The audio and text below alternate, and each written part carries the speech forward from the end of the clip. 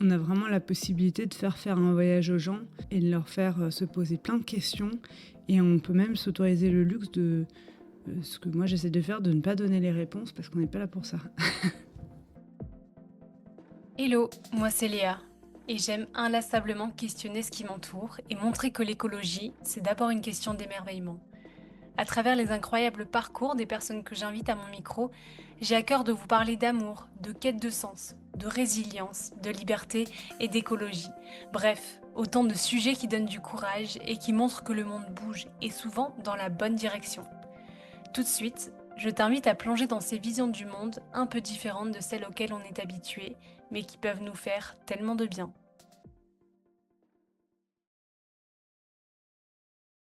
Avec le soutien de la Coordination Climat, le collectif national des structures à but non lucratif engagées pour l'environnement.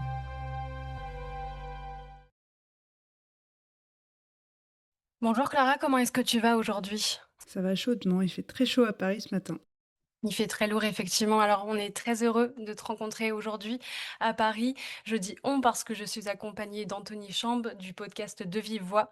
Ça fait longtemps que vous voulez faire quelque chose ensemble. Bonjour Léa, bonjour Clara, je suis très heureux d'être avec vous ce matin. Je suis venu aussi de Lyon pour rejoindre Paris pour pouvoir faire cette interview. Ça faisait effectivement quelque temps avec Léa qu'on avait envie de faire un épisode en commun. Donc ici c'est l'occasion pour parler de littérature et de voyage, un peu les deux thèmes qu'on avait situés pour se retrouver sur un épisode. Ce qui est bien, c'est que ces deux éléments sont des éléments forts de ton parcours, Clara. Donc on va pouvoir parler de ça. Oui, je dois dire que c'est Anthony qui m'a fait te découvrir, Clara, parce que je te connaissais pas avant. Et ma porte d'entrée, ça a été ton dernier roman en date, Et vous passerez comme des vents fous, duquel on va pas mal parler aujourd'hui. Moi, je m'y suis plongée dans ton roman avec une avidité assez surprenante. Je m'y attendais pas parce que j'ai adoré ton écriture, que j'ai trouvée, poétique, immersive. On va y revenir bien sûr, mais surtout tu es écrivaine, mais tu es aussi une grande voyageuse, je dois dire. Avant tout, Clara, est-ce qu'on pourrait te demander de te présenter comme tu l'entends avec tes propres mots? Donc je m'appelle Clara Arnaud, je suis écrivaine, c'est ce qui me définit, d'ailleurs j'en discutais hier avec un ami, je pense parce que j'ai organisé ma vie autour de ça avant tout. C'est pas de décréter que ce qu'on écrit est d'une qualité, supérieure ou, d'en vivre ou pas. Maintenant il se trouve que j'en vis, mais ça a longtemps pas été le cas. Mais l'écriture a été pour moi depuis près de 20 ans vraiment une colonne vertébrale au gré des déplacements géographiques, des expatriations, des changements de métier. Et aujourd'hui, c'est aussi devenu un métier.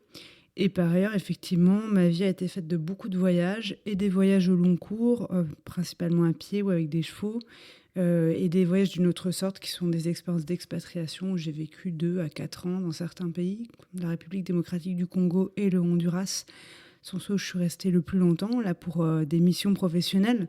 Donc, c'est une autre manière de découvrir un pays que de s'y poser. Et depuis quelques années, je suis aussi pyrénéenne d'adoption, puisque je vis dans l'Ariège. Et effectivement, comme tu le disais, t'as beaucoup voyagé dans ta vie et t'as commencé à voyager tôt, notamment dès l'âge de 16 ans, seul, entré en Europe, puis au Québec à vélo. Qu'est-ce qui t'a poussé à partir seul aussitôt et à voyager lentement? Alors, mon tout premier voyage, je l'ai fait avec mon cousin. Donc, je n'étais pas complètement seule, même si il se trouve qu'il était très urbain et moi pas du tout. Donc, on se séparait assez régulièrement pour se retrouver. C'était l'époque des passes interrail, donc on a navigué de l'Italie à la Suède en train. Et après, effectivement, je suis partie seule au Québec. C'était des voyages de quelques semaines, hein, assez brefs. Puis assez vite, il y a eu des voyages de plusieurs mois au Kyrgyzstan, en Chine. Qu'est-ce qui m'a poussée? Je pense que c'était vraiment de manière très simple, la curiosité. J'avais une curiosité très, très vive pour le monde. J'ai commencé à apprendre le mandarin, le chinois, à l'âge de 15 ans, en troisième langue au lycée. J'avais de la chance qu'une option soit disponible. C'était assez rare à l'époque. Cette découverte de la langue m'a donné envie d'aller en Extrême-Orient, dans des cultures vraiment très, très radicalement différentes. Je me suis toujours intéressée à ce qui m'est lointain. Ça m'intéresse d'aller voir ce qui ne me ressemble pas, ce que je comprends pas, ce que je comprendrai peut-être jamais, de me heurter à ça.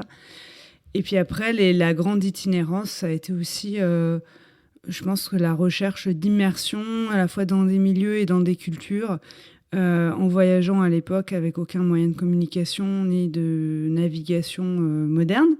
Il existait déjà des GPS, évidemment. Les connexions Internet, il n'y en avait pas dans les territoires où je voyageais. Il n'y avait pas de téléphone qui me permettait de se connecter en 4G ou quoi. Mais j'aurais pu avoir un téléphone satellite, que sais-je. En tout cas, j'avais choisi de voyager sans moyen de communication. Donc, c'est aussi une donnée particulière parce que je pense qu'aujourd'hui, c'est difficile. Enfin, c'est rare de le faire comme ça. Et par ailleurs, même si on décidait de voyager de la sorte, on croiserait immanquablement tout un tas de gens qui sont connectés, même au fin fond du Tibet. Et s'il survient quelque chose de très grave en France, je sais pas, une bombe nucléaire, ils vont peut-être en être informés par les nouvelles internationales. Or, à l'époque, il pouvait vraiment se passer des choses très très graves, sans que absolument personne ne soit au courant. L'information circulait quand même moins. Et ça permettait aussi d'être vraiment, vraiment tout à son voyage. Moi, je communiquais à peu près ma grande traversée de l'ouest de la Chine. J'ai dû communiquer une fois par mois avec ma famille en envoyant un mail. Et ta famille, elle était jamais inquiète, elle te laissait partir sans grande difficulté? Mes parents sont toujours encouragés à faire ce que je voulais, à condition que je le fasse bien, entre guillemets, que je le fasse à fond, que je le fasse avec une exigence, que je prépare les choses. Donc voilà, l'accent, il était plutôt porté sur l'exigence à se préparer, à la réflexion, tout ça, enfin sur le fait d'être responsable, autonome, quoi. Plus que sur le fait de pouvoir ou ne pas pouvoir faire quelque chose. On m'a jamais dit, et je me suis rendu compte à posteriori que c'était une chance immense. On m'a jamais dit que je ne pouvais pas faire ça, que je ne devais pas faire ça. Enfin, on m'a jamais interdit quoi que ce soit. J'ai rencontré un jour quelqu'un qui me disait qu'il avait été éduqué, que dès qu'il voulait faire quelque chose, on lui disait non, tu veux faire de la guitare, non, tu feras du piano. Et moi, on m'a jamais dit non, tu ne feras pas ça. Donc ça, je pense que ça a aussi encouragé mes élans, mais je sais pas trop de quelle mesure ils auraient pu s'y opposer de toute façon. C'est-à-dire que moi, il n'était pas... En fait, on m'a souvent dit, mais c'était courageux de faire ça très jeune, etc. Je l'ai jamais vécu comme ça. Déjà, je pense que le courage, il n'est pas à cet endroit-là pour avoir côtoyé des gens qui se battent un peu partout dans le monde pour des causes graves et qui n'ont pas vraiment le choix que d'être dans la lutte ou qui se battent pour leur survie. Ou des gens qui ont des métiers de l'ordre du soin, par exemple. J'ai une tante qui est infirmière en urgence pédiatrique. Je pense que le courage, il est à cet endroit-là. Après, faire des choix, ça demande un certain courage physique parfois, mais d'aller voyager seul, c'est plutôt que pour moi, il n'était pas envisageable de ne pas partir, en fait. Ça s'imposait. T'as grandi avec une certaine liberté qui a été peut-être inculquée et transmise par tes parents. Elle a été transmise, mais je pense que ça m'était aussi très propre. Mon frère est très sédentaire, par exemple. On a eu la même éducation, on ne voyageait pas avec mes parents, donc il n'y a pas non plus une sorte d'hérédité comme ça. Mais par contre, la liberté, oui, c'était une valeur importante. OK. Et du coup, pour faire ce lien avec cette liberté, tu parlais de ces voyages lointains dans le Grand Ouest de la Chine, dans le Caucase. Tu as écrit sur ces 2 voyages, donc le premier sur les chemins de Chine, publié en 2010, et Au détour du Caucase, publié en 2017. Et plus récemment, tu as participé à l'écriture du livre Devenir cheval de Yann Arthus Bertrand. Quels sont les liens que tu as tissés avec les chevaux, avec cet animal? J'ai l'impression qui était assez particulier. Alors moi, j'ai grandi, alors j'étais cavalière depuis la petite enfance, mais c'est pas vraiment ce qui est le plus important dans ma relation au cheval, parce qu'utiliser un cheval comme un objet de divertissement ou un véhicule, même si on peut avoir des liens, enfin, ou la technique équestre, même si j'ai été, on va dire, bonne cavalière, c'est finalement assez secondaire pour moi. Moi, ce qui m'a toujours intéressée, c'était la relation. J'ai eu la chance de grandir aussi avec des chevaux qui vivaient en troupeau dans une très grande prairie, avec des forêts, une rivière, que l'on louait à des paysans dans le sud de la Seine-et-Marne. Donc des chevaux qui avaient quand même une vraie vie de cheval, si je puis dire, avec une vie sociale que je pouvais beaucoup observer, qui avaient aussi un peu de leur libre arbitre, parce que si je décidais d'aller monter ma jument et qu'elle n'avait pas envie, elle avait quand même 12 hectares, donc il m'arrivait de jamais pouvoir l'attraper, hein. Donc c'est pas je viens dans le box, je te prends et de telle heure à telle heure tu vas faire des ronds dans une carrière parce que je l'ai décidé. Donc c'était quand même une relation qui était moi je trouve intéressante. Enfin, et je me suis très tôt, très très jeune, intéressée à l'éthologie avec des figures comme Jane Goodall, des gens qui travaillaient plutôt sur les primates. Et puis comme j'avais des chevaux à portée de main, je me suis dit bah voilà, aller comprendre d'autres manières d'être vivant, que sont la manière de certains animaux, si je commençais par ceux qui partagent ma vie. Et j'ai beaucoup, beaucoup observé les chevaux qui vivaient avec moi. J'en ai beaucoup appris comme ça. Et après, j'ai réalisé donc pas mal de voyages avec des chevaux, mais en particulier ces 2 expéditions-là, qui sont mes plus longs voyages et qui ont donné lieu à des publications, à des livres, des récits de voyage. C'était des traversées à pied. Alors, en Chine, j'avais 2 chevaux, un que je montais de temps en temps et un qui était un cheval de bas, donc qui portait du matériel. Et en Arménie, en Géorgie, dans le Caucase, j'avais que un cheval de bas. Parce que je me suis rendu compte que finalement, je préfère être à côté de mon cheval et marcher avec un cheval que d'être sur son dos, de partager cette expérience, d'être à la fois quand même délesté du poids d'un sac trop lourd et d'avoir ce luxe-là, d'être très très autonome parce que je peux avoir beaucoup de ressources alimentaires si je porte pas mes réserves, mais aussi le compagnonnage, la relation que c'est. Et voilà, le cheval, c'est assez fascinant parce que c'est des animaux qui font partie des sociétés humaines depuis longtemps, mais ça en reste pas moins des proies, des herbivores, donc ils sont beaucoup plus éloignés que nous dans le règne des mammifères que le chien, par exemple, qui, comme nous, est un chasseur. Bon, nous, on n'est pas complètement prédateur en omnivore, mais en tout cas, le cheval, il est très différent. Il est configuré biologiquement pour la fuite, il est absolument pacifique. Et c'est quand même une drôle d'alliance, en fait, entre le cheval et l'humain. En plus, on a beaucoup utilisé les chevaux quand même pour faire la guerre, alors que c'est vraiment... ils n'ont pas vraiment d'affect guerrier, jusque récemment. Et donc, ça m'a toujours fasciné cette histoire-là. Et les chevaux ont vraiment été des passeurs, parce qu'à partir du moment où on s'intéresse à quel est le système cognitif d'un autre être vivant, comment il pense, comment il ressent le monde, et ça ouvre la porte aussi à s'intéresser aux animaux sauvages, et puis même par extension aux plantes, à ce qu'il y a autour. Voilà, donc les chevaux ont été des guides. C'est aussi des animaux qui sont d'une très très grande sensibilité. Ils ont une bien meilleure audition, oui, olfaction que nous. Donc quand on fréquente des chevaux, ça incite à développer son acuité et on se rend compte de nos limites aussi. Et ça, c'est des choses qui m'ont beaucoup servi dans l'écriture par la suite. On va pouvoir justement reparler un peu plus tard de tes rapports au vivant. À la suite de tes études, tu as travaillé pendant plus de 10 ans dans la coopération internationale. Et comme tu le disais, tes premières missions t'emmènent dans différents pays, notamment au Sénégal, au Bénin, au Ghana.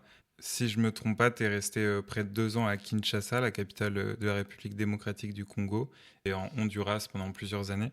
Et ces 2 territoires qu'on retrouve dans tes 2 premiers romans, L'Orage que tu as publié en 2015 et La Verticale du fleuve que tu as publié en 2021. Si ces romans sont, comme leur format l'indique, des fictions et divergent aussi des récits de voyage que tu as pu publier par ailleurs et écrire, il n'en demeure pas moins un outil pour décrire des réalités que tu as dû percevoir en vivant dans ces territoires-là. Est-ce que tu peux brièvement nous présenter un peu ces histoires et en quoi elles font écho à des réalités que tu as pu rencontrer ou vivre dans ces territoires, notamment sur tous les enjeux géopolitiques, sociaux, écologiques ? Ça va être difficile à résumer, mais L'Orage, c'est un roman que j'ai écrit à partir de Kinshasa, qui est donc la capitale de la République démocratique du Congo, qui, pour faire court, est quand même le pays au monde qui a le plus de ce qu'on appelle des ressources naturelles. En tout cas, c'est un pays d'une très grande richesse aussi, de biodiversité géologique, etc. Et qui, littéralement, depuis 2 siècles, donc les frontières ont été destinées de manière très arbitraire dans le contexte colonial, post-colonial, enfin aussi au début des empires, l'empire belge qui s'était accaparé ce territoire, et puis après sous forme de colonie. Ces frontières très artificielles font que c'est un territoire qui est incessamment en conflit. C'est aussi très largement dû au fait que c'est considéré comme une grande ressource géante de matières premières pour à peu près tous les pays du monde, le Congo. Il n'y a pas une personne d'entre nous qui n'a pas un morceau de Congo, de République démocratique du Congo dans sa poche, puisqu'on a tous des smartphones et que 80% ou 90% des ressources connues de coltan et de casitérite, qui sont des composants essentiels à la fabrication de nos puces et de nos smartphones, viennent du Kivu, qui est la région où il y a eu le plus de morts depuis la Seconde Guerre mondiale et un conflit. Donc c'est le conflit le plus mortel qui perdure aujourd'hui et dont on ne parle jamais.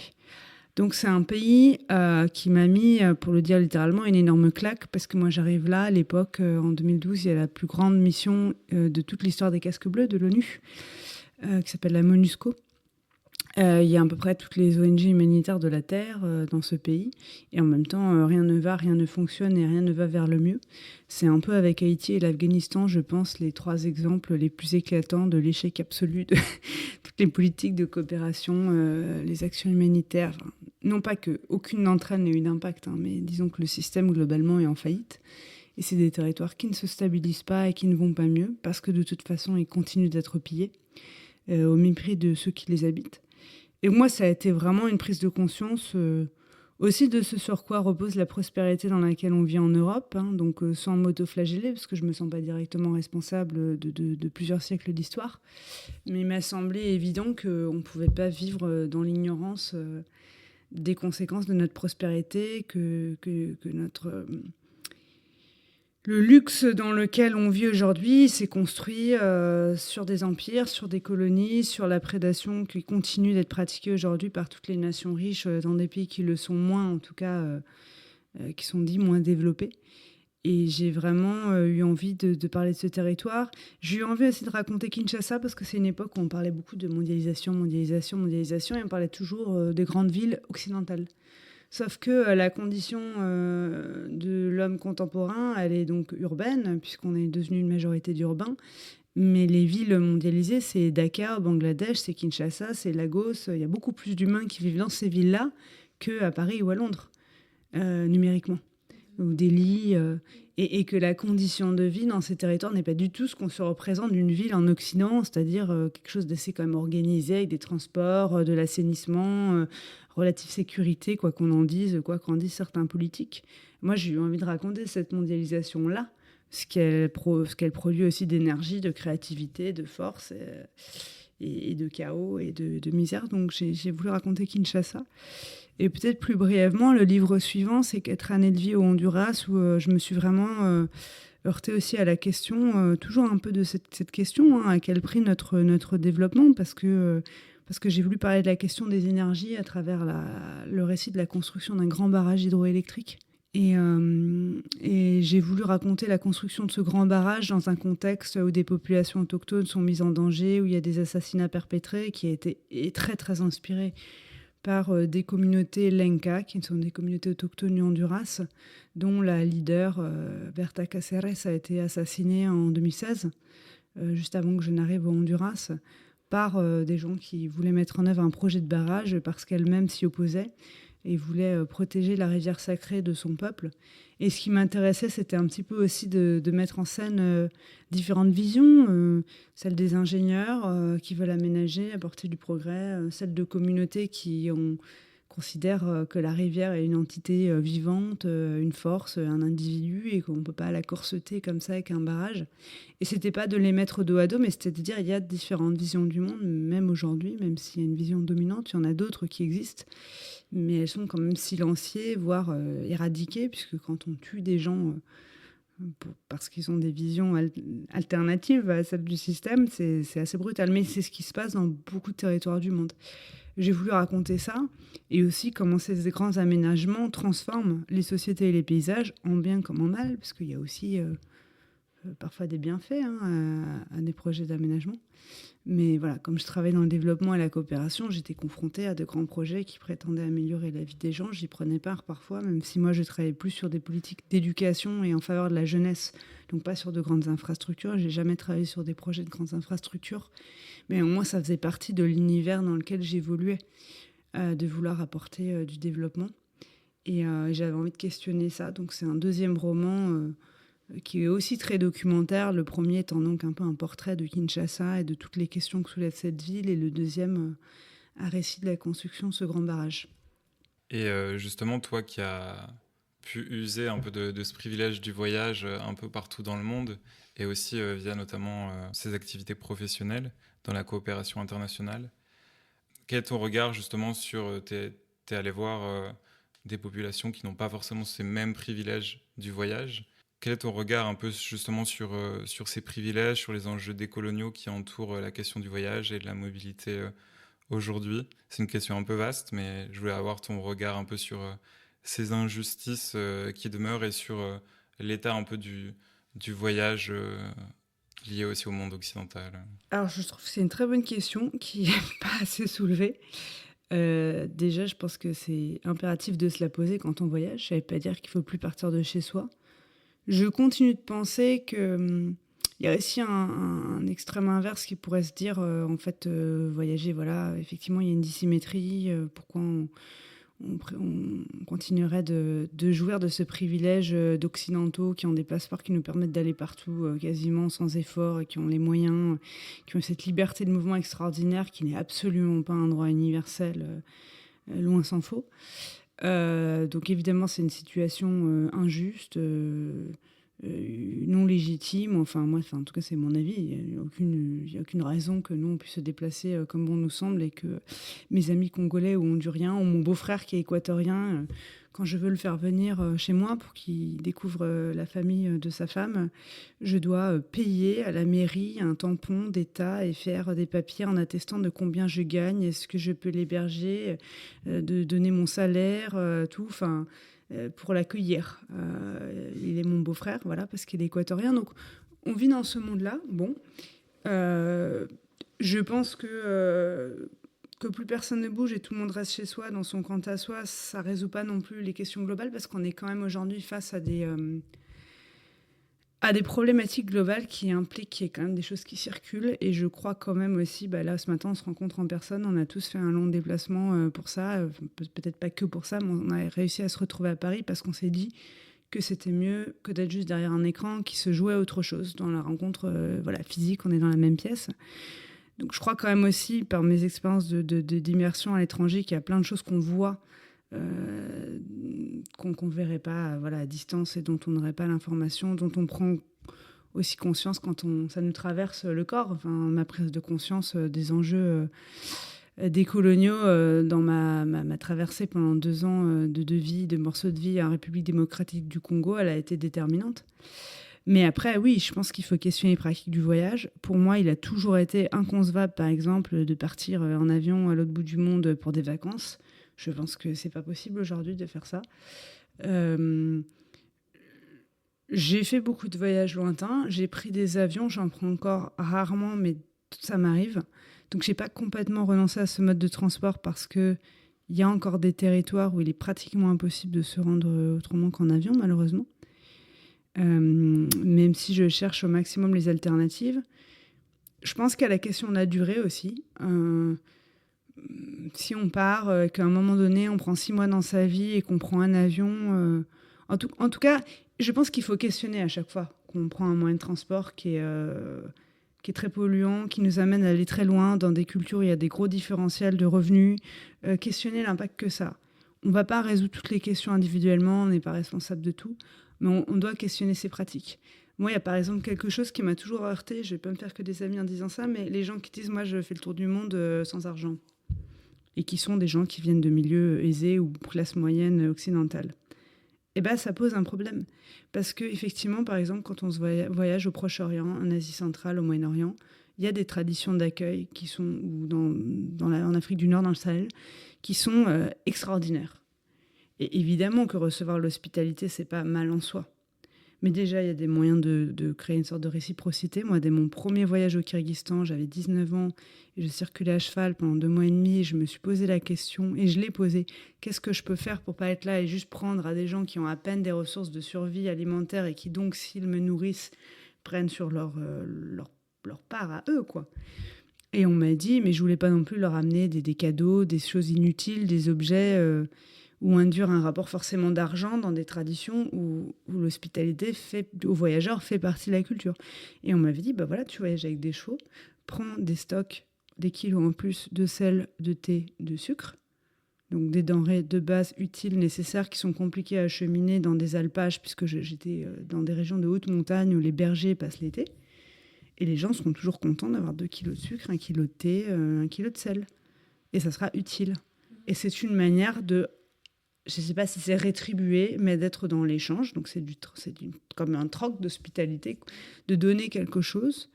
On m'avait aussi dit, quand même, les gens aiment bien avoir des petites crèmes hydratantes pour le visage. Alors, j'avais des des petites crèmes, la Nivea, qui se durent très longtemps dans les petites boîtes en fer, là, que je donnais à certaines femmes. Mais quand il y avait vraiment une relation qui s'était instaurée, c'était pas systématique. Si j'avais envie de faire un cadeau, c'est tout. Et j'ai toujours essayé de me poser la question quand même de la réciprocité et de pas être juste dans la situation de me dire « Oh, bah, je peux profiter d'une hospitalité, donc je vais le faire ». Il y a cette question-là. Il y a la question de ce qu'on induit aussi en se déplaçant dans un espace public dans des pays pauvres, en exhibant sa richesse, par exemple. J'ai vu au Guatemala, moi, des touristes américains qui, d'une part, respectent pas du tout les règles de bienséance vestimentaire. Hommes comme femmes, on montre pas ses jambes, donc ça se fait pas de le faire. Et qui se promènent avec du matériel, par exemple, des appareils photo, des choses qui coûtent, qui valent beaucoup d'argent, mais ils sont pas des photographes. Ils sont juste des touristes. Donc, tout ça, ça crée des frustrations, ça crée des tensions, ça génère de la criminalité aussi organisée après à l'encontre d'autres voyageurs. Donc on ne peut pas aujourd'hui circuler impunément, et je ne parle même pas des gens qui vont en Thaïlande grimper sur dos d'éléphants, de je sais pas, enfin de toutes les formes absurdes de tourisme qui ont des effets de la prostitution, enfin de tout ça. Mais même les voyageurs qui se pensent vertueux parce qu'ils partent avec pas grand-chose, en fait, c'est pas parce que on voyage pauvrement qu'on voyage de manière vertueuse. Et merci pour cette réponse et merci Anthony de l'avoir posée parce que je trouve que c'est effectivement quelque chose qu'on n'aborde pas assez et ça rejoint ce que tu disais au début, ce fait que toi, ce qui t'attire aussi dans le voyage, c'est d'essayer d'aller comprendre les gens, les territoires que tu vas rencontrer, que tu vas parcourir et moi, ça me refait penser, je pense que j'en ai déjà parlé un petit peu dans ce podcast d'un voyage que j'ai fait en 2023 où j'ai pris l'avion, j'essaye d'être très attentive aussi à ce mode de transport-là pour partir 3 mois en Indonésie. Donc, je suis pas partie seule avec mon copain. Mais ça a été le plus beau voyage de ma vie et en même temps, des moments où je me suis posé des questions dont je m'attendais pas, enfin, je m'attendais pas à me poser ces questions-là. Vraiment de mon rapport avec les personnes que j'allais rencontrer, chez qui on allait dormir, etc. Et de se poser des questions en fait, du privilège que j'ai d'être ici, de pouvoir vivre comme ça. Et on avait ce truc de dire aux personnes qu'on rencontrait, bah, en fait, on va voyager avec notre sac à dos, etc. Sauf que certes, on avait le sac à dos, mais en fait, on avait tous les privilèges et le fait de pouvoir voyager quand on le voulait, où on voulait, même si on est resté que dans un pays pendant 3 mois, c'était déjà quelque chose. Et puis, on avait dormi un mois chez quelqu'un au fin fond de l'île de Sulawesi en Indonésie, qui nous a hébergé, Tono et sa famille, et qui nous disait que son rêve à lui de voyage, c'était d'aller à Bali. Donc ça restait son propre pays, là où on allait se rendre littéralement un mois après. Ça pousse à relativiser, à se comparer et à se dire que voilà, on a énormément de chance. Merci de nous parler de ça, Clara. Je voudrais qu'on fasse une petite transition vers Et vous passerez comme des vents fous, qui est le dernier livre que tu as écrit. Donc, à la suite de toutes ces expériences à l'étranger, tu t'es installée en France, dans un coin reculé, c'est ce que tu disais avant, et une nouvelle fois montagneux. On dirait que les montagnes, c'est aussi une grande partie de ta vie. Ce territoire, c'est celui du Couserans, situé en Ariège, dans les Pyrénées. Pourquoi est-ce que tu as choisi de vivre là-bas? Alors, je vais te répondre sur le cousin. Je voulais juste faire une mini parenthèse sur le voyage. Je voudrais pas prétendre être un modèle ou me parer de toutes les vertus, hein, parce que. Mais par contre, je pense qu'effectivement, se poser des questions, c'est un bon point de départ. Moi, j'ai fait beaucoup de choses que je ferais différemment aujourd'hui. Je continue de questionner mes propres pratiques. Le cousin, effectivement, la montagne, c'est enfin, les écosystèmes de montagne, parce qu'ils sont très diversifiés, mais enfin, il y a quand même une caractéristique qui est la pente, hein, qui réunit toutes les montagnes du monde. Donc, l'étagement des végétations, des modes de vie, le fait que finalement, on peut faire un voyage à peu de frais, parce que entre 0, 100 mètres, 200 mètres, 2000 mètres, 3000 mètres, et voire plus d'altitude, et ben, on change de monde. Et ça, parfois en quelques heures. Et ça, c'est une des choses que j'aime énormément en montagne. Et puis d'un versant à l'autre, d'un flanc à l'autre de la montagne. Alors, on ne dit pas Adrien-Hubac dans les Pyrénées, mais en tout cas, selon l'exposition. Et j'ai une grande passion pour la montagne et j'ai décidé de m'installer en rentrant en France dans un territoire qui est très marginal à différentes enseignes, hein. Et pour moi, c'est plutôt positif, la marginalité. Je ne la stigmatise pas du tout, bien au contraire. Je pense qu'on comprend beaucoup de choses depuis les marges, y compris sur ce qui se passe au centre. Par exemple, je mentionnais avant notre entretien le fait que nous n'avons pratiquement pas de service public dans mon territoire, qui est très largement délaissé par l'État, qui est un des départements les plus pauvres de France, l'Ariège, et le territoire du Couserans en particulier, et qu'on comprend aussi ce qui se passe au centre, c'est-à-dire les politiques publiques, comment elles sont décidées quand on est à la périphérie, à la marge de la société. Et dans ces territoires-là, on l'est géographiquement, donc même si soi-même on n'est pas pauvre ou marginal, de fait, on subit aussi. J'ai choisi ce territoire parce que, et peut-être qu'il m'a choisi aussi, en tout cas j'y suis allée la première fois en 2015 vraiment en touriste, hein. Et j'ai été très frappée par un ensemble de choses. Le fait d'abord qu'il y ait très peu d'aménagement humain et qu'on ne soit pas dans des endroits... je me suis dit c'est incroyable, on peut rouler 1 heure sans rencontrer un rond-point, et une zone industrielle, un pavillon, enfin ce qu'on appelle la France moche, hein, ou des infrastructures touristiques hideuses qui servent à rien et qui ont été pensées complètement à l'envers, qui défigurent les côtes et les montagnes de France en particulier. Et ce que je cherchais, moi, parce que j'avais fréquenté beaucoup de massifs, donc en particulier en Asie centrale, dans le Caucase, mais aussi les Andes, des massifs de montagne, où ce que je retrouvais dans la montagne, c'était donc un relatif isolement, assez peu de présence humaine, parce que des territoires où les gens vivent pas à l'année, ou alors un habitat très dispersé, avec des modes de vie frugaux. Enfin, c'est ça qui me plaisait en montagne. Sauf qu'aujourd'hui, si vous allez en Haute-Savoie et en Savoie, bon, on est quand même plutôt des territoires qui, pour le dire un peu brutalement, sont confisqués par des hyper riches, hein, on parle vraiment de gens qui ont des millions d'euros, hein, même pas juste de riches, du monde entier, qui en font un terrain de récréation, une aire de jeu, et donc un décor, et donc une carte postale, un paysage. Sauf que la montagne, ce sont des écosystèmes, c'est pas une carte postale. Des écosystèmes fragiles, très fragilisés par le réchauffement climatique aussi. Et j'ai trouvé que dans le Couserans, il restait quelque chose de ce que je pourrais appeler de sauvage. D'ailleurs, ça me questionnait, qu'est-ce que c'est le sauvage et pourquoi j'ai cette intuition-là. Et quand je dis sauvage, c'est pas d'opposer ce qui serait la nature à l'humain, puisque chez les gens qui peuplent ces vallées, qui avaient été très très abandonnées et dépeuplées, parce que très misérables, donc il y a beaucoup de gens qui sont soit revenus, soit venus d'ailleurs. Je les appellerai pas des néo-ruraux parce que ça veut rien dire pour moi. Moi, j'ai grandi en milieu rural, donc je me considère pas comme une néo-rurale. Par contre, je suis une néo-pyrénéenne peut-être, parce que j'y ai pas grandi. Mais en tout cas, il y a une constellation de gens qui viennent de villes, de l'étranger, de France, de la ruralité, d'autres massifs de montagne et qui fuient justement cette confiscation par les riches et pour aller dans d'autres territoires, qui eux-mêmes ont gardé quelque chose de sauvage, c'est-à-dire, ma définition de ça, c'est quelque chose de l'ordre de la résistance. Quand je dis résister, c'est pas forcément être militant, mais c'est une manière de vivre, beaucoup en autonomie, parfois un peu à la marge de la légalité, comme des gens qui vivent en cabane, mais en cherchant le respect avec le milieu, une relation très forte avec le milieu, une manière d'être le moins dépendant possible et des institutions publiques et d'un système de consommation, de consumérisme même, avec beaucoup de solidarité. Et donc ça en fait un territoire très intéressant d'un point de vue naturaliste et humain, et c'est la conjonction des deux qui m'a donné envie d'y investir du temps, de l'énergie, d'appartenir à ce territoire même, parce que de plus en plus je me sens appartenir à ce territoire, pas parce que j'aurais des racines, du sang, de ma famille depuis 12 générations, mais parce que je ressens un lien très fort. Bah, je pense qu'on voulait te poser justement la question de nous décrire un petit peu le Couserans. Je pense que tu l'as bien fait. Donc, et vous passerez comme des vents fous, c'est ton dernier livre. On aimerait se concentrer un petit peu là-dessus parce que tu commençais déjà à le dire, mais il y a énormément de choses qui se confrontent entre humains, sauvages, même si c'est des choses que tu n'as pas envie d'opposer. Ce livre-là, il met en lumière 3 personnages principaux. Alma, une éthologue, Gaspard qui est un berger et Jules qui est un montreur d'ours à la toute fin du 19e siècle. C'est des personnages fictifs mais qui semblent assez réels. Est-ce que en quelques mots, parce qu'on va y revenir, tu pourrais nous résumer un petit peu ce livre-là?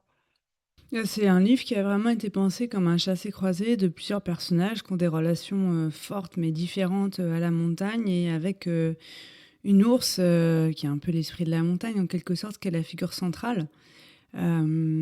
Et voilà, c'est comme ça que j'ai conçu le livre, un peu comme un ballet. Ces personnages, ils se croisent, mais ils se rencontrent pas tant que ça finalement, si ce n'est par le lien qu'ils ont avec cette montagne et avec cet ours, qui sont des liens complexes, parce que ce qui m'intéresse de manière générale, c'est la complexité. C'est, voilà, effectivement, on n'est pas non plus, dans un monde de bisounours, donc la relation entre les humains et les non-humains, elle est faite, aussi de beaucoup de frictions, voire de conflits, très virulents, notamment, le retour des grands prédateurs, que ce soit les ours ou les loups et qu'ils aient été réintroduits pour les ours ou pas pour les loups qui soient revenus par eux-mêmes. Pour moi, il soulève des questions très intéressantes parce que c'est vraiment un prétexte à discuter plus largement la relation qu'on a, bah, encore une fois, est ce que j'appelle sauvage, donc ce qui nous résiste, qui est un peu hors de notre contrôle. Mais c'est exactement la même chose que quand vous avez des gens qui tournent frénétiquement. Vous voyez qu'ils veulent avoir des pelouses là qui ressemblent à quelque chose en plastique, alors que quand on laisse une pelouse sauvage, c'est plein de fleurs, c'est plein d'essence, c'est plein de ressources pour les abeilles, par exemple, qui sont quand même en grand péril, et tous les autres butineurs. Et donc là où les gens voient quelque chose de sale et dérangé, bah, on a des écosystèmes. Donc en fait, c'est la même question pour moi, hein. C'est exactement la même chose. De vouloir mettre sous contrôle tout ce qui vit et au lieu de faire avec. Et l'ours, bon, bah forcément, il est gros, il est imposant, il est visible, il est charismatique et il fait peur. Et donc, c'est une bonne manière de rentrer dans ce sujet-là. Mais pour moi, c'était une manière de questionner plus largement cet état de la civilisation dans lequel, dès que quelque chose nous dérange, on l'éradique, quoi. Enfin, c'est comme ça que se pratique, par exemple, aujourd'hui, la plupart de l'agriculture. Évidemment, moi, je vis dans un territoire où il y a des alternatives et des gens qui font avec et qui essayent de s'adapter, de collaborer avec les plantes, avec les parasites, avec les insectes, avec les oiseaux. Mais on est quand même dans un système où globalement, quand quelque chose nous pose problème, on l'extermine. Mmh.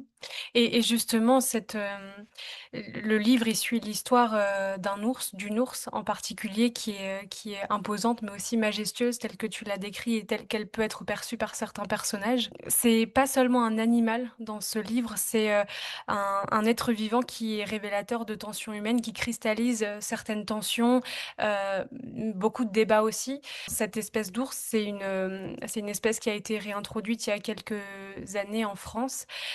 À quel moment tu as compris que raconter l'ours et l'histoire de cet ours en particulier, c'était aussi raconter, l'histoire d'hommes et de femmes dans ce territoire, mais aussi avec, des enjeux, des tensions humaines qui se jouent hors, du territoire de l'Ariège?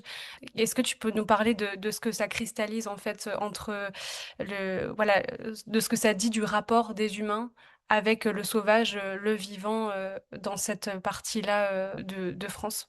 Alors, l'ours brun, il a été réintroduit, mais il faut quand même préciser qu'il restait quelques spécimens, 6 ou 7 individus dans les Pyrénées. Donc, ils étaient presque disparus. Néanmoins, donc c'est un ours brun, en fait, c'est la même espèce, après avec évidemment des familles un peu différentes génétiquement dans les Asturies, dans le nord de l'Espagne, dans les Abruzzes, et puis en Slovénie, il y en a beaucoup, en Roumanie. Donc, c'est des individus qui ont été amenés de Slovénie pour essayer de permettre de survivre à cette population qui était presque éteinte dans les Pyrénées. Et ça a bien marché, puisque je ne sais plus combien d'ours ont été réintroduits en tout, mais on parle de pas beaucoup d'individus, hein, c'est moins que plusieurs dizaines, c'est peut-être une dizaine en tout, une quinzaine. Je vais dire une bêtise. En tout cas, on parle en individus et pas en dizaines d'individus. Mais ils se sont bien reproduits, ils se portent très bien, en particulier dans les Pyrénées centrales, où la montagne est très escarpée, très peu exploitée, où il y a du pastoralisme, mais bon, qui leur laisse relativement de la place.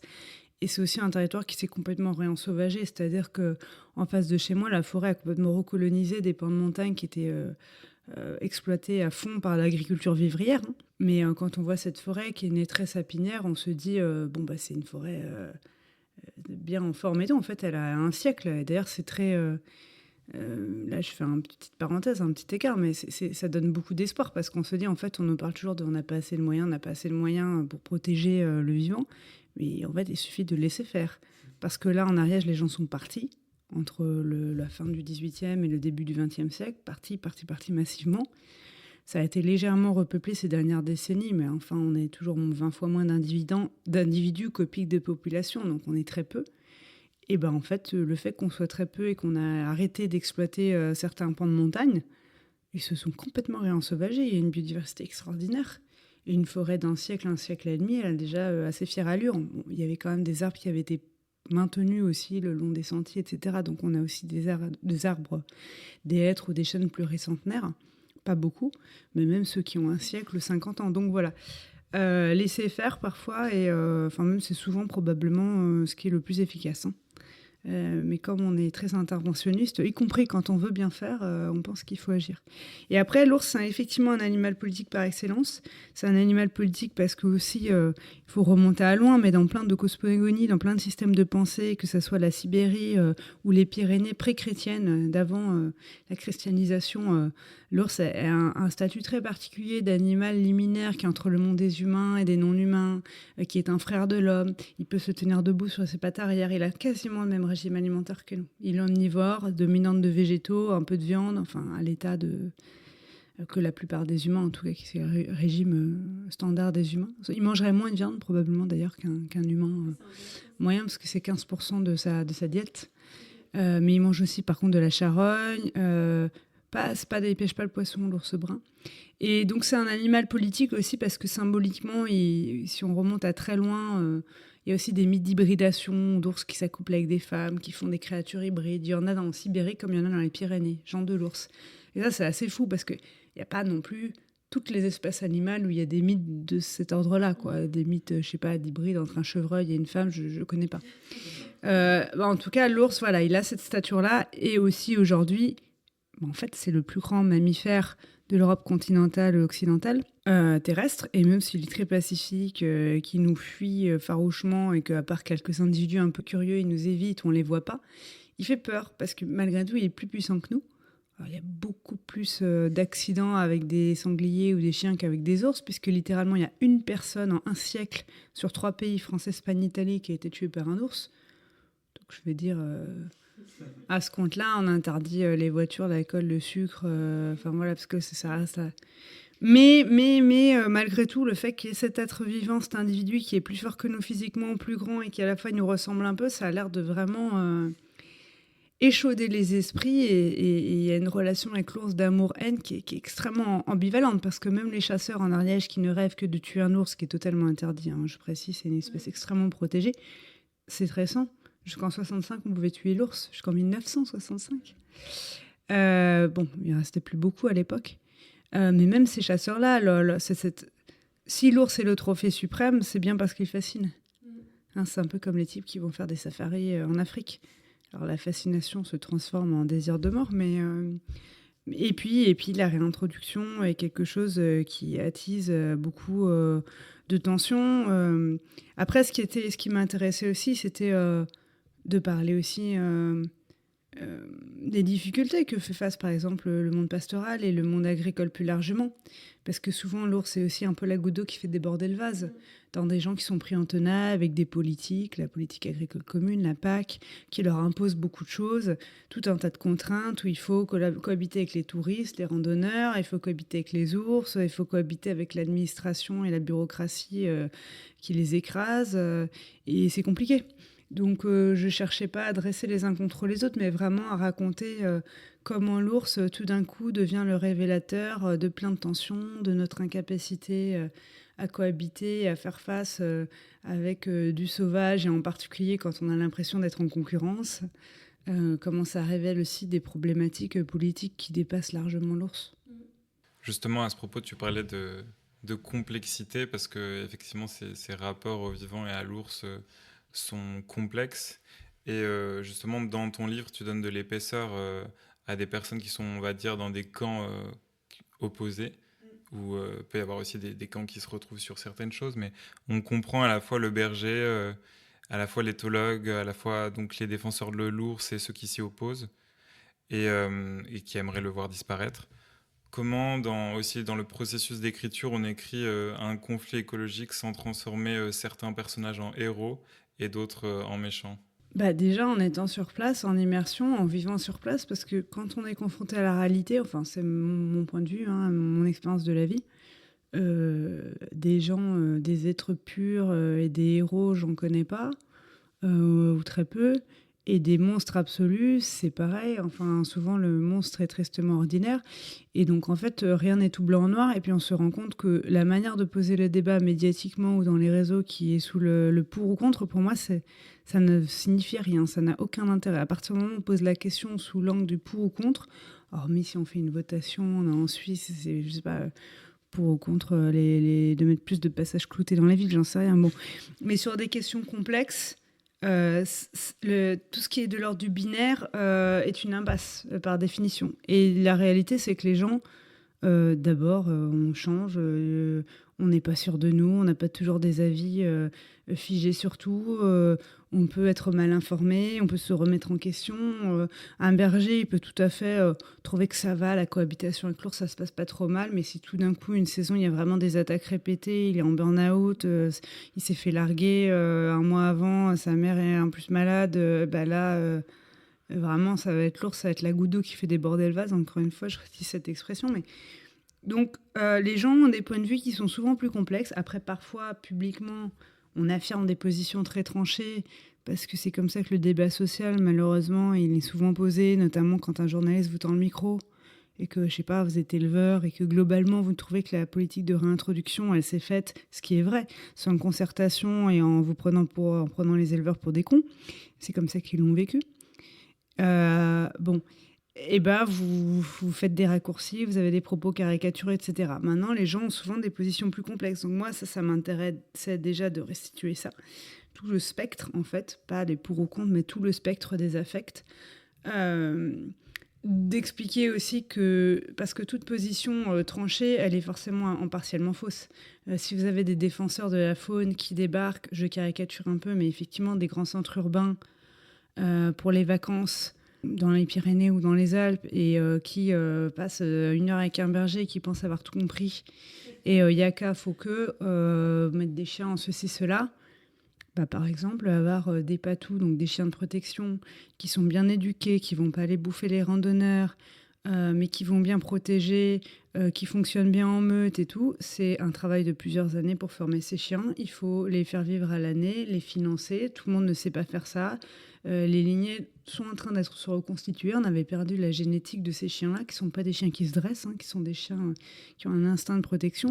Donc non, c'est pas juste on prend un chien, on le met dans le troupeau et c'est bon, il n'y a plus de prédation. Et par ailleurs, il y a aussi la théorie.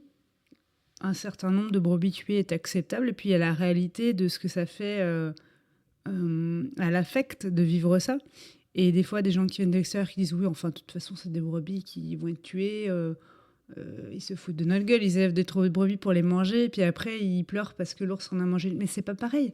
Il y a probablement quelque chose de la dissonance cognitive, mais un berger n'est pas éleveur, donc il ne garde les brebis que l'été, et c'est pas lui qui les envoie à l'abattoir. C'est certainement une dissonance cognitive, mais n'empêche, lui, il les protège, et quand il les protège, au moment où il les protège, il est pleinement responsable de leur vie, qu'elles soient en bonne santé, qu'elles soient bien. Et c'est pas parce qu'elles vont être tuées à un autre moment qui a été décrété que lui, il peut tolérer que leur vie soit amputée par rapport à ce qu'il juge être la durée de vie qui était prévue pour elles. Enfin, ouais. Donc c'est évidemment qu'il y a des incohérences là-dedans, mais c'est pas pour autant qu'il n'y a pas de très grandes douleurs qui sont traversées. Moi, j'avais vraiment envie de restituer ça. Et pour moi, plus le roman, c'est vraiment le territoire de la complexité. Alors certes, on touche moins de gens parce que les gens qui rentrent dans des romans de plusieurs centaines de pages aujourd'hui, ils sont encore nombreux, mais c'est peut-être pas la majorité de la population. Mais par contre, on a vraiment la possibilité de faire un voyage aux gens et de leur faire se poser plein de questions. Et on peut même s'autoriser le luxe de ce que moi j'essaie de faire, de ne pas donner les réponses parce qu'on n'est pas là pour ça. Ouais, à chacun aussi et chacune de se positionner justement par rapport à ce qui est écrit dans le livre et comment réagissent les personnages. Et nous, ce qui nous a particulièrement plu aussi dans ton livre, c'est ce mélange bien dosé entre une approche documentaire et un souffle romanesque. Et j'imagine, comme tu as vécu aussi dans ce territoire, que cette approche documentaire, elle se base aussi sur des expériences vécues dans ta chair. Est-ce que tu as eu l'opportunité de faire des estives? Est-ce que tu as eu l'opportunité de pratiquer l'affût? Est-ce que ces expériences-là, et peut-être le fait de connaître aussi des bergers, peut-être des éthologues, etc., ça t'a inspiré et permis d'écrire ce livre et ces personnages? Oui, quand j'écris, soit parce que mon métier me le permet, quand j'avais des métiers en coopération, soit parce que je provoque ces expériences, mais j'ai toujours besoin d'être en immersion, déjà pour décrire le milieu d'une manière qui soit incarnée, comment ça me traverse physiquement, Par exemple, j'ai écrit ce livre en 2022, Pire canicule de l'histoire des Pyrénées. On va peut-être battre le record cette année, mais c'était quand même un peu l'apocalypse. Et c'était pas du tout prévu dans le livre que je parle de ça, mais bon, ça m'a vraiment traversée. Et si j'avais écrit le livre une saison de pluie abondante, il aurait été différent. Et puis aussi, ce qui m'intéresse, c'est, moi, j'écris quand même beaucoup à partir des corps aussi. Enfin, si on se pose la question du vivant, il faut se rappeler qu'on est des mammifères et que quand on décrit des gens, ce sont pas des purs esprits. Ils sont même voilà, même leur point de vue sur l'ours, il est aussi impacté par s'ils ont le berger, s'il a mal au genou, s'il est fatigué, s'il lui a beaucoup plu sur la tête. Donc voilà, j'ai besoin de traverser ça aussi physiquement, d'observer les gestes pour décrire des métiers avec justesse. D'observer les gens au travail, de voir comment, par exemple, une éthologue qui fait ses affûts et qui remplit ses petites grilles d'éthogrammes, donc des documents très, très, très techniques, très scientifiques. C'est aussi quelqu'un qui peut avoir une relation presque mystique à la montagne et l'un peut coexister avec l'autre, c'est-à-dire le regard scientifique et un regard beaucoup plus personnel. Et ça, c'est en côtoyant des gens. Donc soit c'est des gens que je connais déjà par mes rencontres par le passé, soit comme c'était le cas pour ce livre, je suis rentrée en contact, ça prend des mois, hein, avec beaucoup de bergères, de bergers. J'ai réussi à convaincre des gens de les accompagner. J'en ai accompagné plusieurs sur différentes estives pour avoir aussi une idée de la diversité et du fait que chaque contexte est unique, chaque point de montagne est unique, chaque relation entre quelqu'un, son chien, ses brebis est unique. Et après, moi, prendre des libertés romanesques, mais en brodant à partir de réalités effectivement très, très documentaires.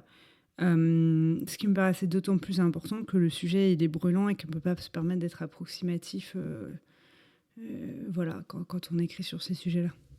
Et du coup, tu dis que tu as accompagné, un certain temps ou en tout cas, tu as eu la chance de pouvoir, observer, suivre, des bergers ou une éthologue ou un éthologue. Du coup, c'est forcément du temps long, en fait, quand on lit Alma, quand on suit, Gaspard le berger, dans ce livre, c'est, des mois, des semaines, vraiment seul, en plein milieu du sauvage. Alors seul avec un cheval, avec, ses chiens, avec, les brebis, mais sans être humain, sans dialogue humain, possible quand on suit Alma aussi dans ses affûts.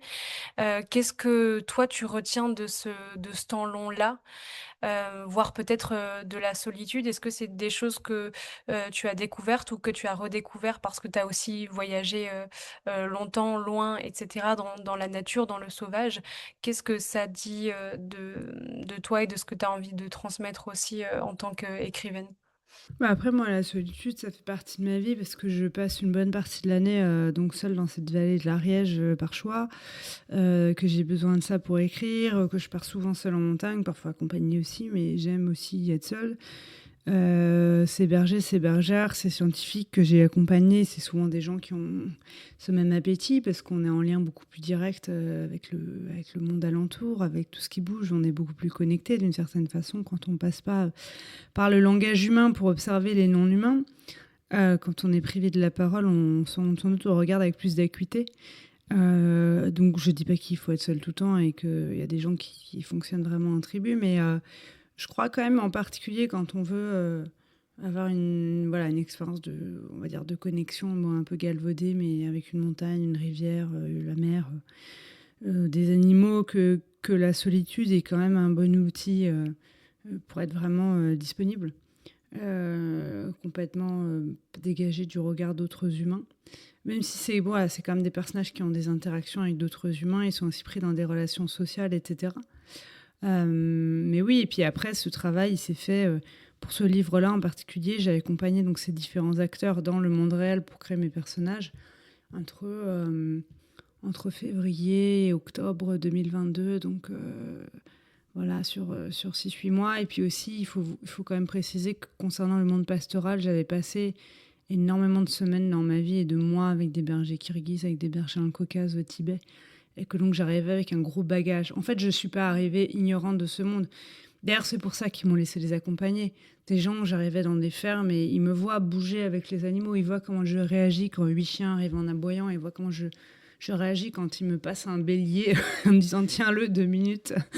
Quand je les aide à curer le pied d'une brebis qui a du piétin, ça pue, il y a du sang, il y a du pu, littéralement. Donc, ça, ça change complètement la donne. Et moi, j'ai vécu avec des animaux, je suis familière des animaux, je marche très bien en montagne, j'ai une bonne condition physique.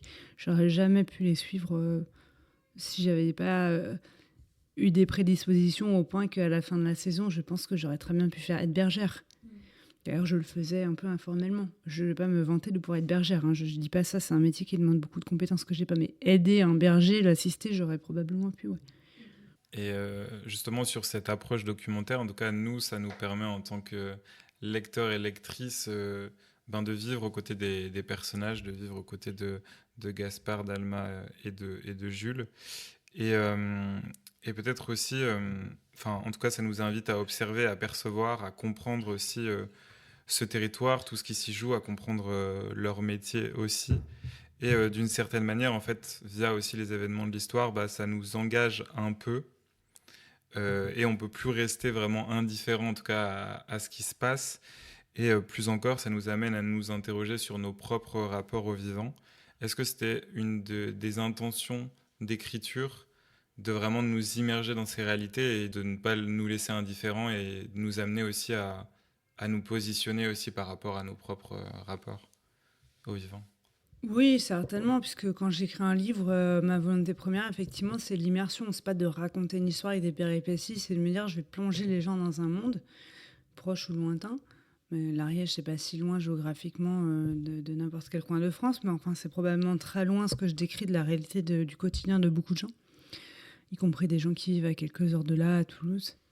Donc voilà, l'immersion. Et puis moi, j'ai très envie aussi quand j'écris que les gens ressortent effectivement en ayant été touchés à un endroit ou un autre. J'ai envie d'ouvrir des portes, des fenêtres, comme je dis. C'est-à-dire, je veux que les gens, idéalement, enfin idéalement, après il y a plein de manières de lire mon livre et je les reçois toutes, mais ils sortent d'un de mes livres en se posant des questions en fait.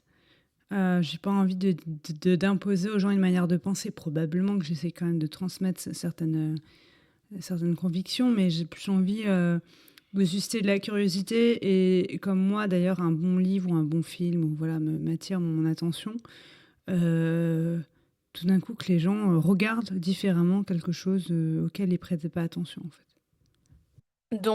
Parmi toutes ces choses dont tu parles, que tu évoques dans le livre, euh, il y a, alors tu disais, tu l'as écrit dans un contexte particulier en 2022, la pire canicule de l'histoire dans les Pyrénées. Du coup, il y a quand même ce dérèglement climatique qui est assez prégnant tout au long de ce livre-là. C'est pas un sujet abstrait, on le ressent dans le corps, dans les chairs des personnages, dans la sécheresse des paysages, dans le comportement des animaux aussi. Alors tu disais que si ça n'avait pas été ce contexte-là, peut-être que tu l'aurais pas évoqué comme ça ou de cette manière-là. Est-ce qu'en tout cas, ça a été quand même conscient euh, du fait aussi voilà, de parler de ce dérèglement climatique, qui est quand même un sujet brûlant, c'est le cas de le dire, écologique aujourd'hui. Euh, Est-ce que tu as voulu rendre ce sujet plus accessible par rapport aux rapports scientifiques qu'on peut lire, etc. Ou est-ce que c'était vraiment toi, ce que tu as ressenti et que tu as voulu voilà, décrire plus précisément le monde dans lequel évoluaient les personnages, ou il y avait quelque chose de conscient, un peu même d'engagement dans ça? Bah, c'est les deux, c'est-à-dire que, bon, en plus, il se trouve que le climat, c'est le sujet de mon prochain livre, que je suis en train d'écrire depuis l'Arctique, où j'ai passé plus de 7 mois, et je vais retourner 8 mois, là. Mais je pense que je l'aurais traité moins frontalement si la canicule dans ce livre-là, il vous passerait comme des vents fous si la canicule de 2022 n'avait pas frappé aussi fort. Parce que j'aime pas que les choses soient plaquées, artificielles. Il y avait déjà beaucoup de sujets qui traversaient le livre, mais là, ça s'est imposé. Mais après, effectivement, quand je l'introduis dans le livre, si c'est quand même consciemment, j'ai envie de parler de ça. Mais de toute façon, je pense qu'aujourd'hui, quand on écrit des livres, à part des livres qui se passeraient en ville, et encore, elles sont très marquées. C'est quand même difficile de ne pas parler des bouleversements des paysages. Enfin, si on écrit un livre qui se passe dans n'importe quel milieu rural, de montagne, océanique, et quand on y passe du temps, c'est difficile de ne pas voir les pollutions, la perte de biodiversité pour certains territoires. C'est moins vrai en Ariège où c'est plutôt le contraire, on a plutôt un regain. Mais par contre, le changement climatique, il est net, il est extrêmement brutal. Là, en quelques années... il y a un bouleversement complet des saisons qui certes étaient variables d'une année sur l'autre, mais enfin là, les températures qu'on a en mai et en juin, avec des 1 degré, puis 35. Puisque nous, on a quand même des très fortes variabilités entre la nuit et le jour. C'est quand même le propre de l'altitude. Et moi, j'ai eu une semaine en mai où je faisais du feu, il faisait 3 degrés la nuit, puis après, il a fait 30 degrés. Enfin, il y a vraiment des choses qui n'existaient pas, en fait, il y a une décennie encore. Sans parler de l'enneigement dans les Pyrénées, qui, cette année, a été le plus conséquent depuis 30 ans, mais qui est vraiment... Enfin, les gens, même qui ont vu la situation il y a 20-30 ans, des gens de ma génération qui étaient là quand ils étaient jeunes ou enfants, enfin, c'est plus du tout les mêmes hivers, du tout, du tout. Enfin, c'est-à-dire c'est vraiment à l'échelle d'une demi-vie, quoi. C'est même pas une vie humaine. C'est totalement bouleversé. Moi, je suis dans un hameau qui était sous la neige plusieurs mois par an. Ça n'existe plus, ça. Et justement, la montagne qui est vraiment cet endroit où toutes ces choses se déroulent, où le changement climatique a lieu, c'est ce que tu décris. Moi, j'ai l'impression que c'est presque la montagne. La montagne, c'est un personnage à part entière dans ce livre-là. Toi, tu le disais en fait, que la montagne, c'est, en tout cas dans ta vision des choses, c'est pas un terrain de jeu, c'est ni une carte postale, tu le disais avant. C'est plutôt une tierce voie, c'est la montagne, c'est quelque chose c'est un endroit qui se vit. Est-ce que tu peux nous parler un petit peu de ça, de comment est-ce que toi tu perçois la montagne, même si on en a dit déjà un tas de petites choses juste avant?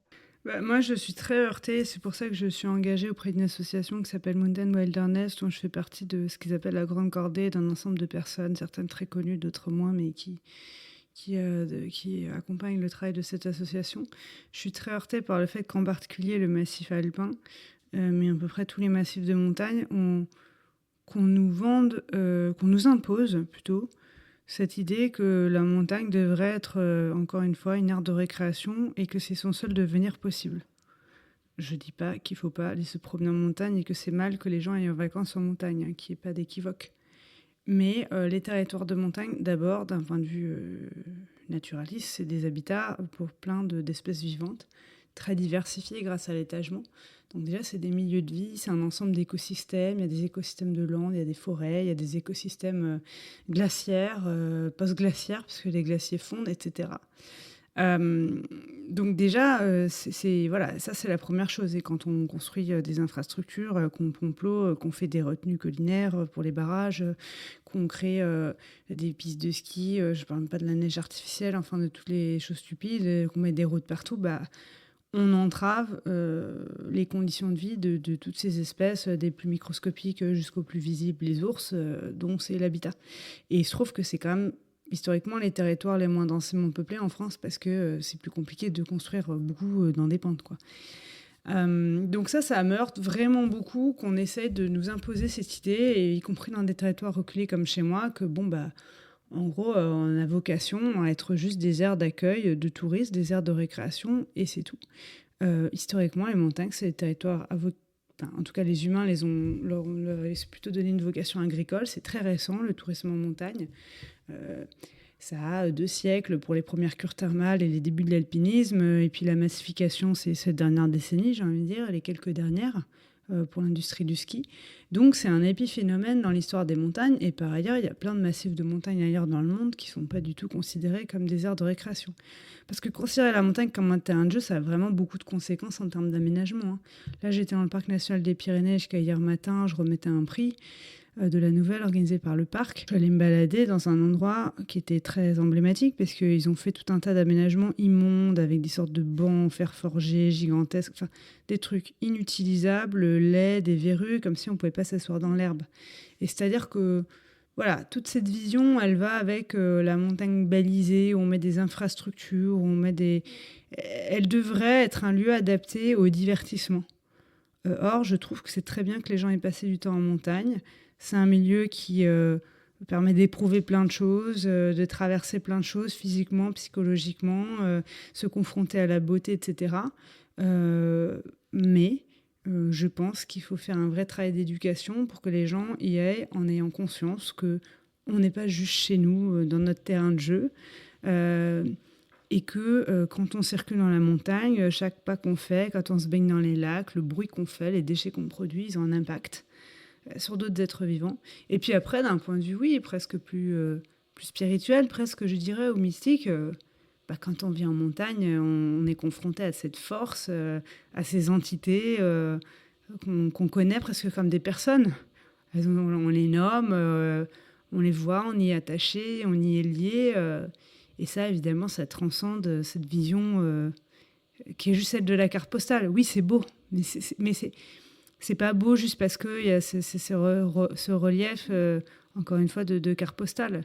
C'est beau aussi, c'est d'autant plus beau quand on apprend à se poser, à regarder, à nommer les plantes, à observer les animaux, à s'intéresser à ce qui est petit, discret, à reconnaître les oiseaux. Et ça demande du temps. Et je ferai une dernière parenthèse aussi à tout le développement des sports extrêmes et du trail comme sport de masse, etc., comme pratique, je dirais. C'est pareil, moi je cours depuis que j'ai 12 ans, donc je ne vais pas dire aux gens de ne pas aller courir dans la montagne, j'adore ça. J'ai toujours adoré me déplacer en courant parce que j'aime courir.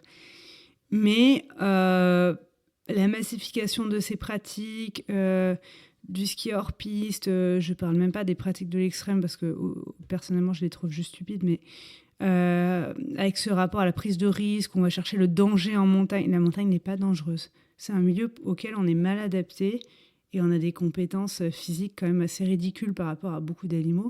Mais la montagne n'est pas dangereuse intrinsèquement. C'est les gens qui font des choses dangereuses, qui ont des comportements dangereux quand ils croient qu'ils sont Kylian Jornet et ils vont faire le Mont Blanc en courant parce qu'ils ont vu qu'il y avait du soleil en bas.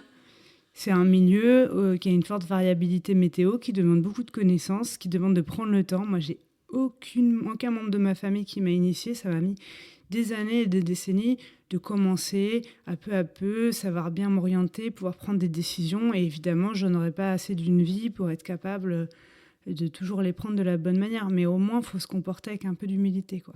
J'aurais plein de choses à dire. Je voudrais rebondir sur plein de choses aussi parce que je fais pas mal de trail. Je suis ambassadrice d'une association locale en Alsace de trail féminin qui s'engage aussi sur la question environnementale et toute cette massification du trail, les grands événements by UTMB, c'est des choses dont j'aime bien parler et dire que voilà, enfin, il faut vraiment être attentif et s'interroger quand on prend le dossard pour une course, etc. sur toutes ces questions-là. Merci de les évoquer. Le temps tourne. Je vais laisser la parole à Anthony pour une ou deux questions encore. Justement, là, on parlait de tous les enjeux politiques, sociaux et écologiques qui entourent la montagne. Il me semble que tu te définis pas comme écrivaine militante, mais en tout cas, tu es une écrivaine qui s'engage. On le voit ici par tes mots. Est-ce que tu veux nous parler un peu de tes revendications? Enfin, tu en as aussi peut-être un peu parlé, mais des espoirs que tu portes aujourd'hui. Et est-ce que, selon toi, la littérature est un bon moyen pour inviter les gens à s'engager? Qui mettent vraiment leur vie en jeu et qui sont extrêmement actifs dans des organisations, dans des collectifs, et que je ne le suis pas, donc ça me paraîtrait un peu prétentieux quelque part de me décrire comme militante, même si peut-être que d'une certaine manière je milite. En tout cas, engagée, c'est sûr. Déjà, je dis souvent, au sens littéral, moi, mon travail, il est engagé physiquement. Voilà, quand j'écris, je sais pas, en passant des mois dans des milieux, y a un engagement physique. C'est pas une prise de risque, hein, je fais bien mieux, mais c'est un engagement physique. Et puis, pas que physique, je mets ma vie entre parenthèses. J'ai fait des choix qui ont eu de grandes conséquences sur le reste de mes activités professionnelles, ma vie personnelle, etc., pour écrire ces livres, pour les défendre. Donc, ça, c'est un premier engagement. Et aussi parce que je pense qu'effectivement, mes livres ne sont pas des manifestes du tout, mais il y a quand même des idées qui les traversent, que je défends et dont j'ai envie qu'ils soient aussi le véhicule.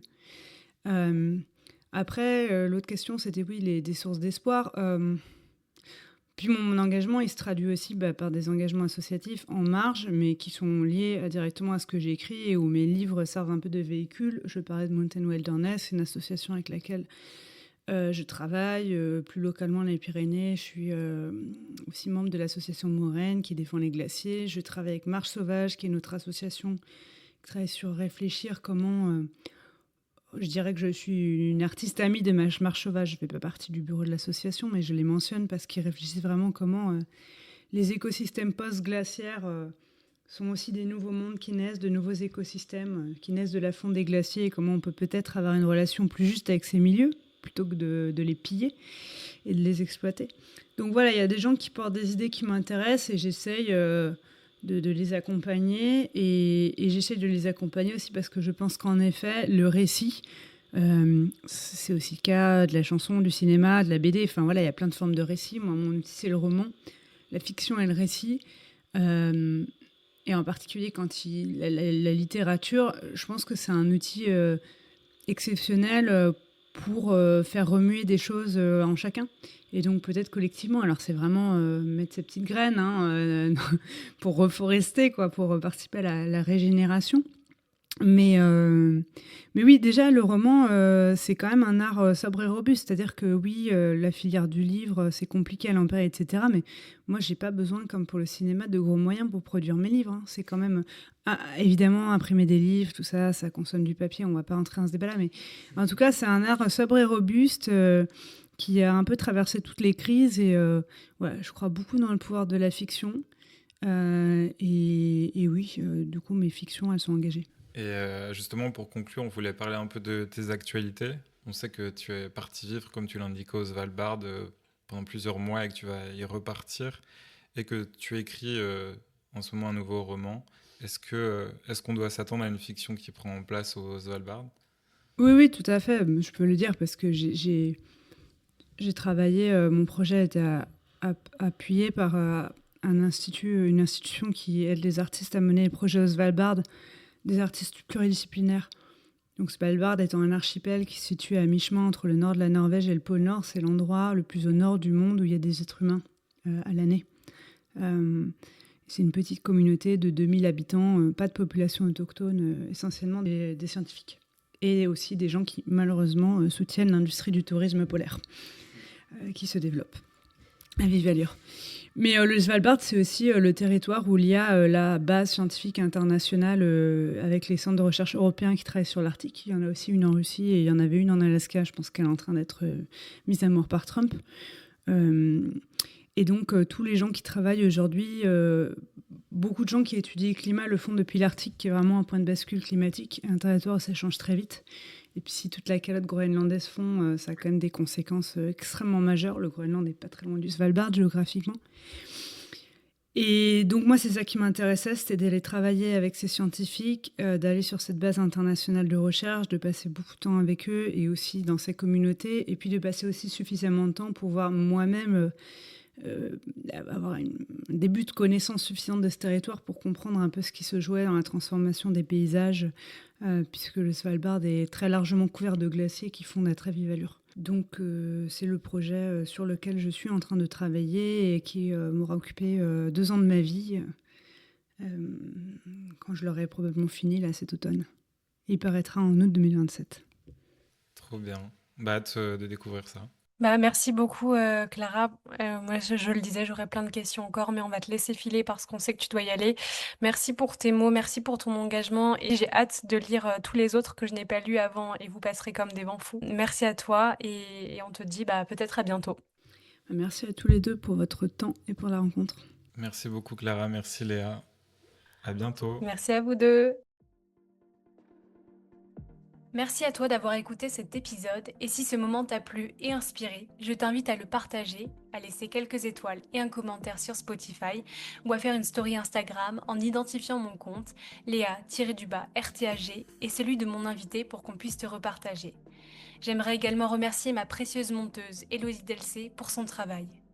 En attendant de se retrouver, je te souhaite de continuer à écouter des podcasts du même genre et d'approfondir les enjeux évoqués dans mes épisodes.